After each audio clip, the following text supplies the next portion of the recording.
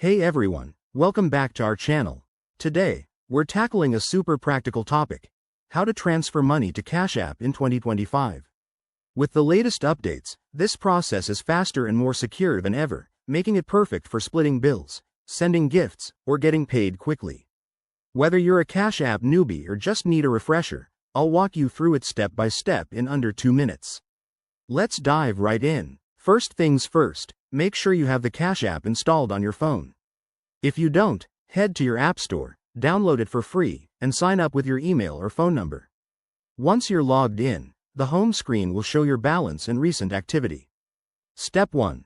Link your bank account or debit card. Tap on the profile icon in the top right corner, then select Bank or Linked Accounts. Follow the prompts to add your bank details. It's quick and uses secure encryption to protect your info. Pro tip: if you're new, verify your account right away to avoid any delays in transfers. Next, navigate to the Transfer section. From the main screen, tap the $ or Cash tab. Here, you'll enter the amount you want to transfer.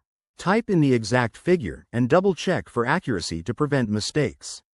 Now, for the fun part, choose your recipient.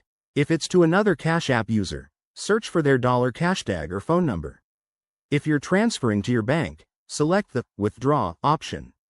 Review the details, including fees if any. Cash App is usually free for most transfers, but watch out for instant options.